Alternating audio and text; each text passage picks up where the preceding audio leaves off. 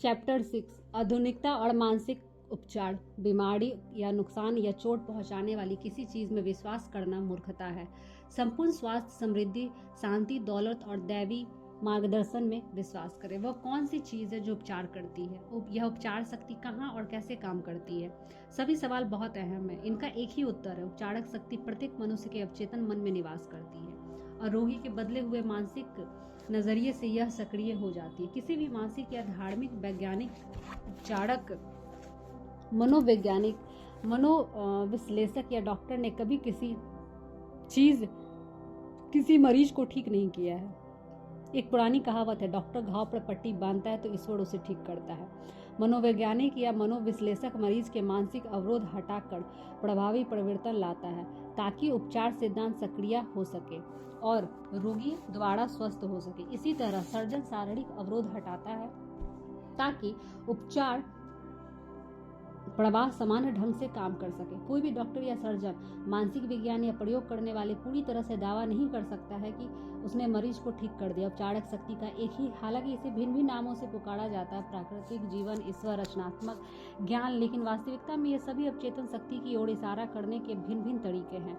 आप जानते हैं कि हम स्वयं में मौजूद उपचारक जीवन सिद्धांत के प्रवाह के मानसिक, भावनात्मक और शारीरिक अवरोधों को कई तरीकों से हटा सकते हैं। आपके अवचेतन मन में रहने वाले यह उपचारक सिद्धांत आपको सभी मानसिक तथा शारीरिक रोगों से स्वतंत्र कर सकता है और करेगा, बशर्ते आप या कोई दूसरा मनुष्य इसे सही दिशा दे। यह उपचारक सिद्धांत सभी मनुष्यों में काम करता है, भले ही उनका पंथ, रंग या जाति कोई भी हो।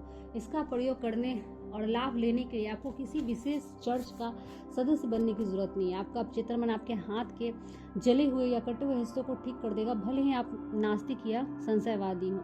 आधुनिक मानसिक चिकित्सा इस सच्चाई पर आधारित है कि जैसा आपका विश्वास होगा वैसा आपका अवचेतन मन का सीमित बुद्धिमत्ता है।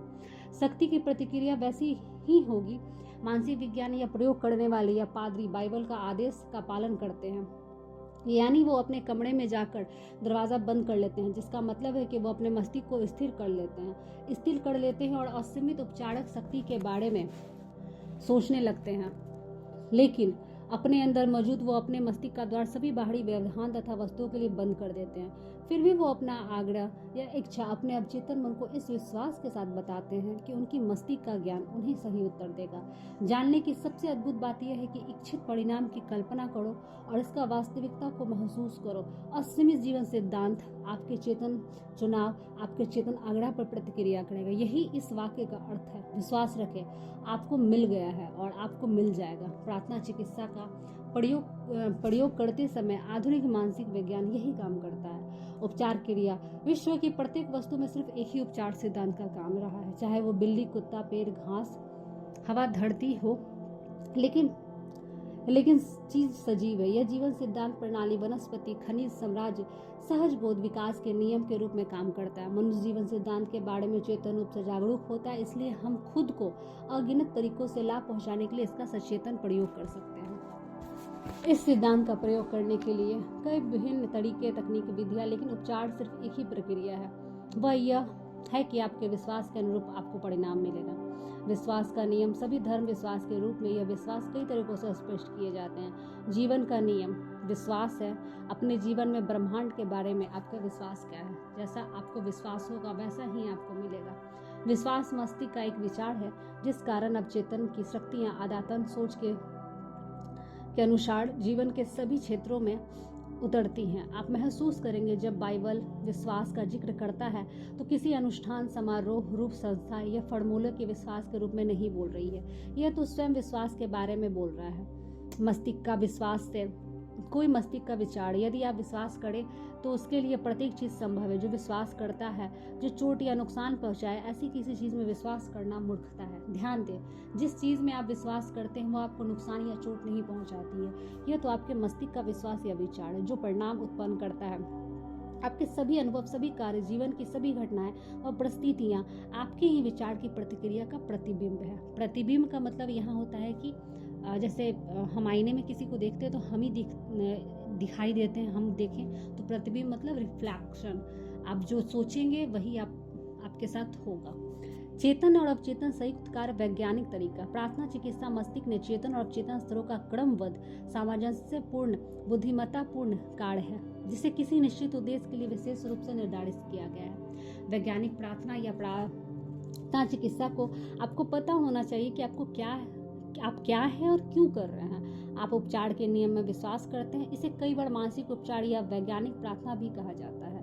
प्रार्थना चिकित्सा में आप किसी निश्चित विचार, मानसिक तस्वीर, योजना को चुनते हैं जिसे आप अनुभव करना चाहते हैं। इस विचार या मानसिक छवि को आप अपने अवचेतन मन तक पहुंचा देते हैं। काल्पनिक अवस्था को वास्तविकता अनुभव करते हैं। यदि आप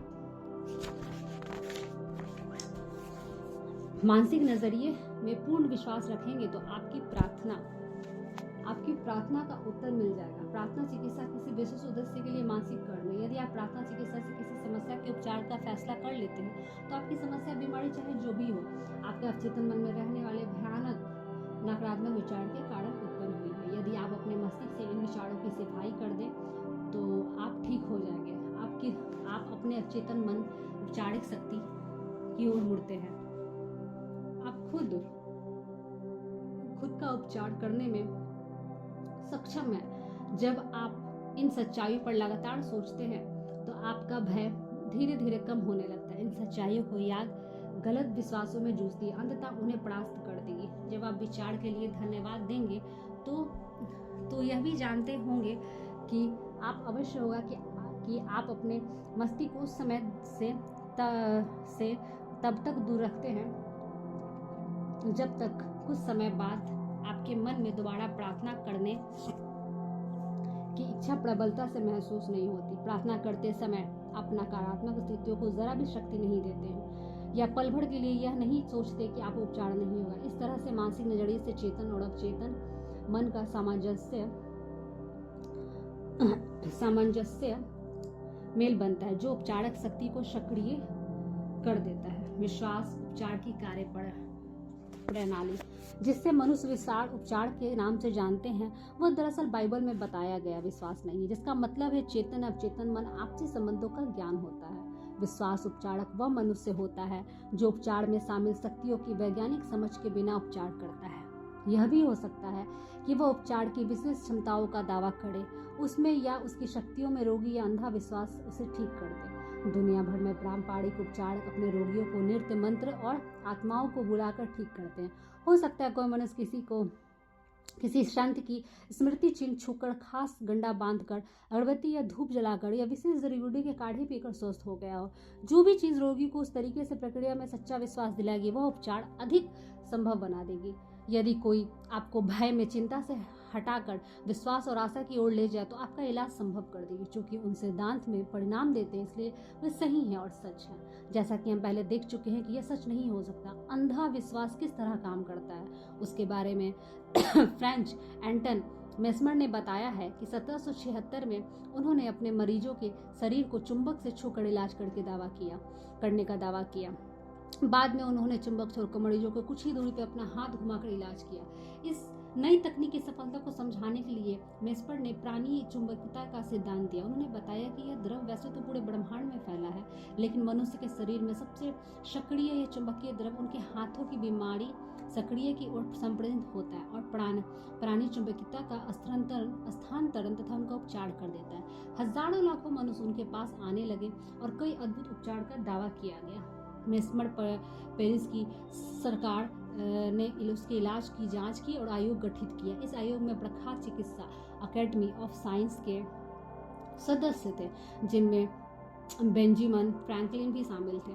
संघन जांच पड़ताल के बाद आयोग ने स्वीकार किया कि मेस्मर ने बीमारियों को सचमुच ठीक कर दिया था।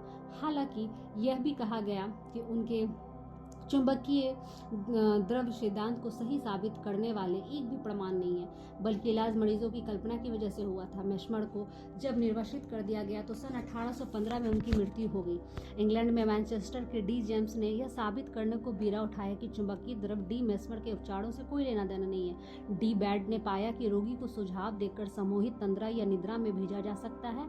रोगियों के सामूहिक तंद्रा में रहते हुए वो कई अद्भुत परिणाम उत्पन्न करने में सफल हुए, जिनका श्रेय मेस्मर ने प्राणी चुंबकत्व को दिया।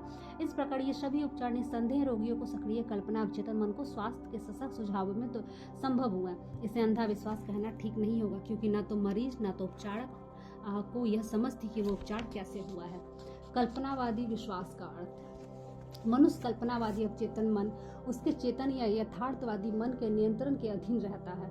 वह सुझावों को प्रति भी अति संवेदनशील होता है, अर्थात जो आपका यथार्थवादी विश्वास है, यदि आप उन्हें सक्रियता या निष्क्रियता से विश्वास रखेंगे तो आप अवचेतन मन को सुझाव द्वारा नियंत्रित होगा और इच्छा पूरी हो जाएगी। मानसिक उपचार के लिए कल्पनावादी विश्वास की जरूरत, इसे प्राप्त करने का तरीका यथार्थवादी या चेतन मन के सक्रिय विरोध का अंत करना है, क्योंकि शरीर के प्रभावी उपचार के लिए सबसे अच्छा तो यह रहेगा कि चेतन और अवचेतन दोनों ही मन को पूरी तरह स्वीकार करने के लिए अवस्था में हो।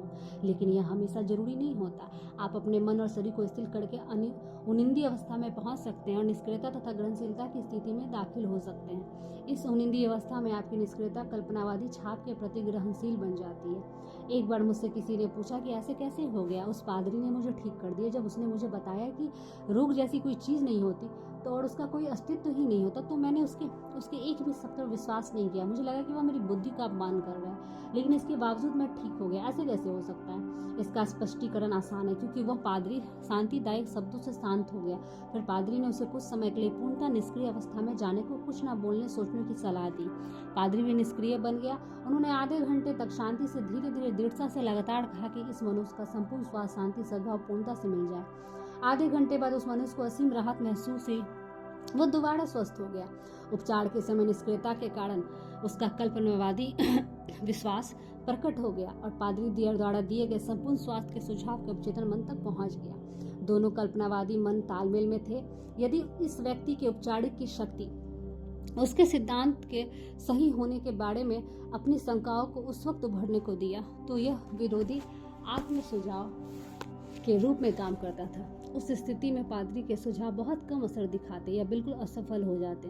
उन्हीं दिन निष्क्रिय अवस्था के चेतन मन का विरोध न्यूनतम होने के कारण रोगी का अवचेतन मन पादरी के सुझाव में प्रतिग्रहणशील हो गया।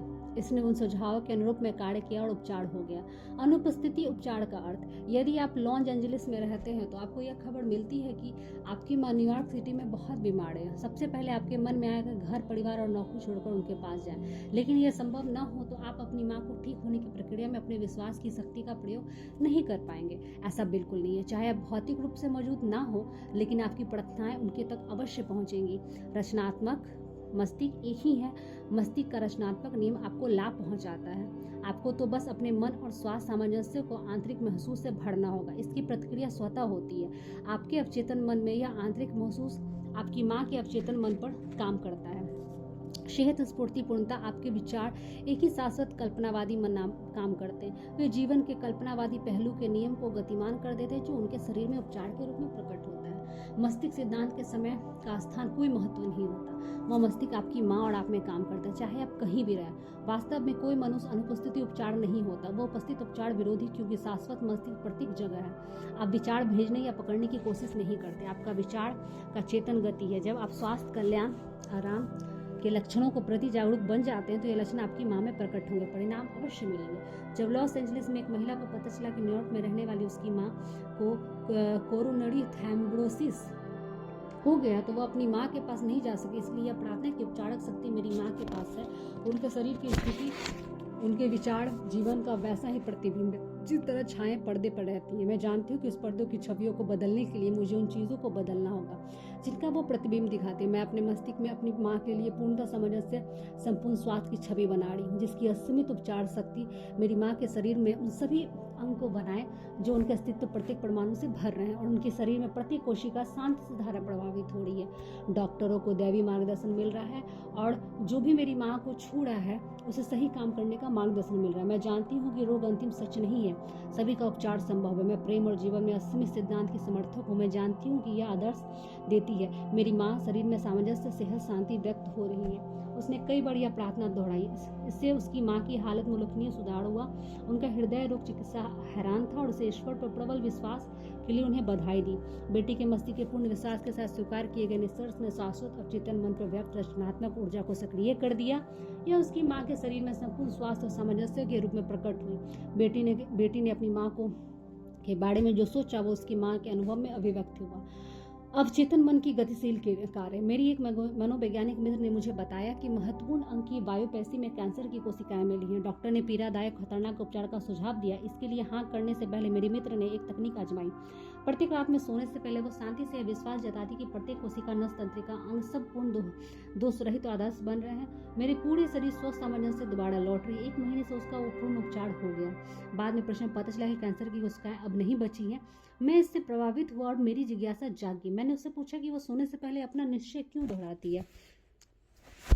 उसने कहा कि एक बार किसी दिशा में सक्रिय होने पर अवचेतन मन काम नींद के दौरान चलता रहता है। इसलिए यह बहुत जरूरी है कि आप सोने से पहले अपने मन को कोई भी लाभकारी काम सौंप दें। यह बहुत समझदारी भरा उत्तर होता है, क्योंकि संपूर्ण स्वास्थ्य बारे में सोचते समय उसने एक बार भी अपनी बीमारी का नाम नहीं लिया। यदि आप बीमारियों के बारे में बोलना बंद कर दें, उनका नाम लेना न ले, खास तौर पर सोने से पहले, तो बहुत फायदेमंद आपके लिए। ध्यान, भय से भी कोई जीवन मिलता रहता है। हमने जिस मनोवैज्ञानिक का जिक्र किया, आप भी उसकी मानसिक सर्जन बने, फिर भी मुश्किलें भी उसी तरह दूर हो जाएंगी जिस तरह निर्जीव शाखाओं को किसी पेड़ से टूट जाती है। यदि आप लगातार अपने दर्द और लक्षणों को रट लगाए रहेंगे, उनके बारे में बात करेंगे, तो आप शक्ति बढ़ा देते हैं। आप उस गतिशील कर्म को रोकते हैं जो आपके अवचेतन मन की उपचारिक शक्ति, ऊर्जा को सक्रिय करती है। जब तक आप मस्तिष्क के नियम द्वारा कल्पनाएं को आकार लगती हैं, तो वही चीज होती है जिसका आपको भय होता है। इसलिए अपने मस्तिष्क, अपने जीवन की इस महान सच्चाई भरे प्रेम को रोशनी की ओर बढ़े। महत्वपूर्ण सूत्र याद रखने योग्य बात है। अवचेतन मन को अपने आग्रह या इच्छा बताने की एक निश्चित योजना बना ले। इच्छित परिणाम की कल्पना और इच्छित व्यवस्था, वास्तविकता महसूस कर। इसे लगातार आपको निश्चित रूप परिणाम मिले। पता लगा कि वो कौन सी चीज़ है जो आपका उपचार करती है। विश्वास करें, अवचेतन मन की दिए गए सही निर्देश में मस्तिष्क शरीर उपचार कर देगा। फैसला करें कि विश्वास क्या है। जान लें कि विश्वास आपके मन का एक विचार है जो आप सोचते हैं, उसकी रचना करते हैं। बीमारी या नुकसान, चोट पहुंचाने वाली किसी भी चीज को विश्वास करना मूर्खता है। संपूर्ण स्वास्थ्य, समृद्धि, शांति, दौलत, दैवी मार्गदर्शन पर विश्वास करें। आपके जीवन में प्रार्थना की शक्ति लागू करें। निश्चित योजना, विचार, मानसिक तस्वीर चुनें। उस विचार के साथ मानसिक भावनात्मक तालमेल बनाएं और जब अपने मानसिक नजरियों को अस्वस्थान रखेंगे तो वह उत्तर मिल जाएगा। आप जिन महान उदात्त विचारों के बारे में आदतन सोचते हैं, वो महान कर्म बन जाते हैं। आप सचमुच उपचार के शक्ति पाना चाहते हैं तो आप विश्वास के जरिए, जिसका मतलब है चेतन अवचेतन मन के कार्य विधि का ज्ञान, विश्वास समझ में आता है। अपने बीमार परिजनों के लिए प्रार्थना करना सीखें। अपने मन को शांत कर लें। सेहत, स्फूर्तिपूर्णता, आपके विचार शाश्वत, कल्पनावादी मस्तिष्क के माध्यम से आप प्रियजनों के मस्तिष्क में महसूस कर पाएंगे, वो प्रकट होंगे। अंधे विश्वास का मतलब है कि उपचारिक शक्ति और वैज्ञानिक समझ के बिना सफल उपचार हो सकता है।